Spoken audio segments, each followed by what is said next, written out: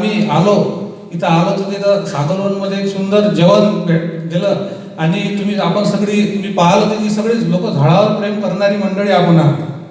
नाही तर आजकाल झाडावर प्रेम कोणी करत नाही. म्हणजे आजकाल लोक झाडावर कमी झाडाखाली प्रेम जास्त करतात. आणि जेवणाचंही आजकाल तो असे फॅट निघाले की वाढदिवसाचं म्हणा की भंडारे, तुम्हाला सांगतो की भंडाऱ्याचं तर असं फॅट निघालं की जो तो भंडारी देऊन राहिला. म्हणजे कोणा जर काय एखाद्याचा जर पोरगा पास झाला की नाही तर ते भंडारा, एखाद्याला पोरगा झालं ते भंडारा, एखादा तुम्हाला सांगतो एखाद्याची म्हैस बी हरपली आणि ते सापडली तर तो भंडारा देते.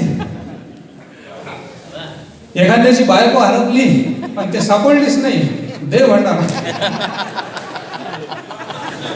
म्हणजे वेगवेगळे फॅट येऊन राहिले तुम्हाला सांगतो.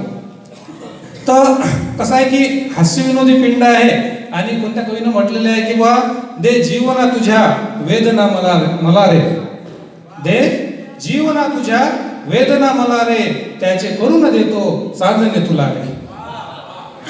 तर हे आमचं कवी लोकांचं काम असते की जे काही दुःख असत, जे टेन्शन असत, त्यातून काही वेळ का होईना आम्ही तुम्हाला हसवण्याचा प्रयत्न करतो.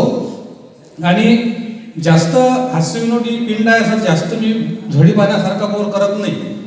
15-20 मिनिटात अवकाळी पाऊस आहे जिकडल्या तिकडे, म्हणून मी नेहमी 4 ओळींनी सुरुवात करत असतो की बा कधीतरी थोडंफार हसत जा, कवी संमेलनात येऊन बसत जा. मी साहेब छोट्या छोट्या कविता लिहितो 4-4 ओळीच्या.